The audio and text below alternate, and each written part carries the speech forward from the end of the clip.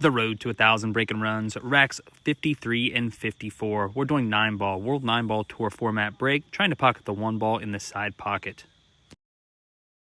Please bear with me for just a second as there's no sound because people were in the garage talking. I did pocket the 1 ball in the side pocket. As I was walking away, I noticed the 2 ball is right there in the middle of the table for a great shot on the 2, and the 3 is definitely available as well. You'll notice shooting the 2 ball, I draw back just a little bit. That way, when I roll the 3 in, I can play a natural 2-rail shape to come around for the 4. Shooting this 3 ball with a high left spin around 10, 11 o'clock on the cue ball. If you picture the cue ball being a clock, going 1 rail, 2 rails, just missing the 5, coming down, and I actually bumped this ball right here. I believe that was the 8 ball. I did not want to bump that ball, but it worked out. I definitely have a good shot here on the 4. The problem going from the 4 to the 5 is that I'm dead straight in on the 4, so I elect to use a draw stroke with about 7 o'clock spin on the cue ball to draw straight back and use the spin to go up table to play position for the 5. A nice follow through, nice and smooth, that'll get you there. Shooting the 5, I could have went 2 rails toward the 6. I elected here to use a draw stroke, low right spin around 5 o'clock and come back out toward the middle of the table. I can get about to the same area with either one. I was comfortable doing this. You could do either one though. Shooting the 6 ball here with a little bit of draw.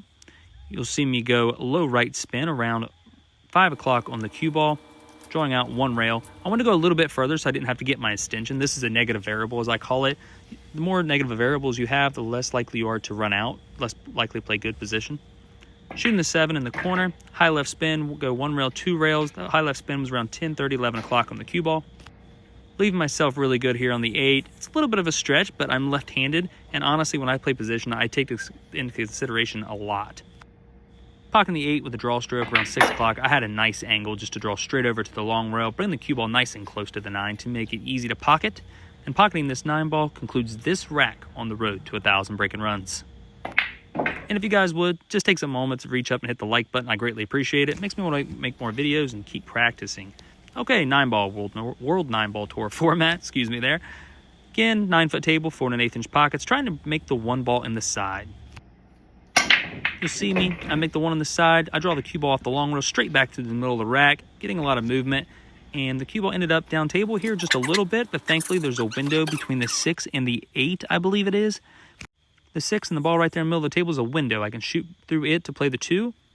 Using a little bit of high left spin here around 11 o'clock to make the 2. I want to go 1 rail straight back out. I actually did accidentally clip the 3 ball here.